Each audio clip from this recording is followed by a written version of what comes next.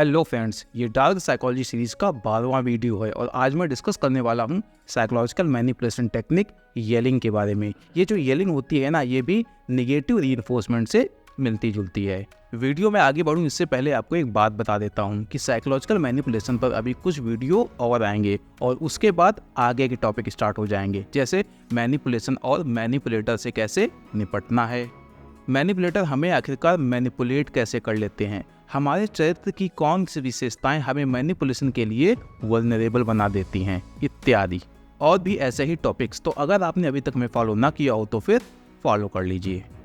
Yelling का मतलब होता है चीखना, चिल्लाना और साथ में इसमें रोना धोना भी शामिल हो सकता है। ये दिखने में कुछ ऐसा होता है।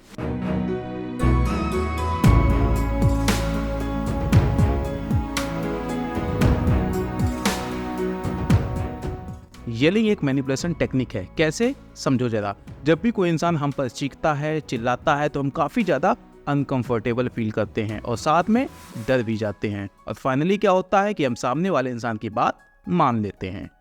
जब भी कोई इंसान येलिंग करता है तो वो हमें दो तरीके से मैनिपुलेट कर सकता है। पहला, जब कोई इंसान हम पर चीखेगा, चिल्लाएगा तो हम बैक फुट पर आ जाएंगे और फिर वो हमें डोमिनेट कर लेगा, यानी कि हम पर हावी हो जाएगा। और दूसरा, जब कोई मैनिपुलेटर कई लोगों के बीच चीखे, चिल्लाए, रोए और बोले कि तुमने मेरे साथ ऐसा किया, वैसा किया, तो वो खुद को विक्टिम दिखा के और आसपास के लोगों की सिंपैथी पाकर आप पर दबाव बनाने की कोशिश कर रहा। लेकिन एक बात बता दें कि हर एक चीखना चिल्लाना बुरा नहीं होता। हो सकता है कि जो सामने इंसान हो वो बहुत ही ज़्यादा शातिर हो, वो दुनिया के सामने तो अच्छा बना रहे लेकिन पीछे से खेल करता रहे। तो यहाँ पर ऐसा हो सकता है कि उसने जिस इंसान के साथ खेल किया हो वो बहुत ही सिंपल और इमोशनल हो। तो इस केस में वो इंसान रो सकता है, चीख सकता है और चिल्ला सकता है, लेकिन वो मैनिपुलेटर नहीं है। भले ही वो चीख रहा, चिल्ला रहा, यहाँ पर मैनिपुलेटर वो है जो उस इंसान के साथ खेल कर रहा था। तो यहाँ पर आपको असली मैनिपुलेटर की पहचान करने के लिए दिमाग चलाना पड़ेगा। ऐसे ही आप डिसाइड नहीं कर सकते कि जो इंसान चिल्ला रहा वही मैनिपुलेटर है। और वैसे असली मैनिपुलेटर की पहचान करना इतना मुश्किल नहीं होता, बशर्ते आप अंधे होने की एक्टिंग ना करो। अंधे होने की एक्टिंग आप कई वजह से कर सकते हैं। उसमें से एक वजह ये हो सकती है कि आपको ये लगता है कि जो इंसान मैनिपुलेटर है उससे आपको आगे चलकर फ़ायदा हो सकता है। अब दो बातें और जान लो। पहली, कोई इंसान येलिंग का यूज़ कर सकता है आपको डराने के लिए, क्योंकि जैसे ही आप डर जाएंगे आप सामने वाले की बात मान लेंगे। दूसरी, मान लो दो लोगों के बीच में किसी बात को लेकर बहस हो रही थी, लॉजिकल डिस्कशन हो रहा था, लेकिन उसमें से जो इंसान मैनिपुलेटर था वो अच्छे से जानता था कि अगर बहस तर्क के आधार पर होगी तो वो हार जाएगा। तो वो क्या कर सकता है, डिस्कशन की दिशा मोड़ने के लिए और उस डिस्कशन में जीतने के लिए हो सकता है रोने लगे, चीखने लगे और चिल्लाने लगे। जब दो लोगों की बात हो रही हो और उसमें से अगर किसी एक इंसान की आवाज़ ऊंची होने लगे तो it is a clear sign of rising hostility.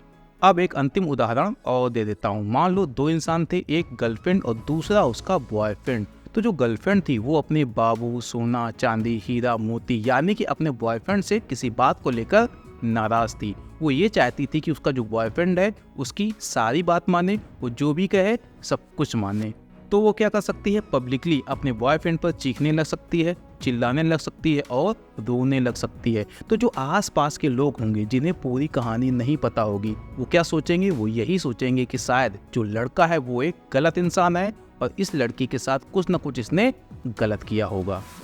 अब जो आसपास के लोग होंगे ना, वो लड़की के प्रति सिंपैथी क्यों रखेंगे, वो इसलिए रखेंगे क्योंकि एक जनरल परसेप्शन होता है कि जो लड़कियां होती हैं वो लड़कों की तुलना में कमज़ोर होती हैं और जो कमज़ोर होता है सिंपैथी उसी के साथ जुड़ती है।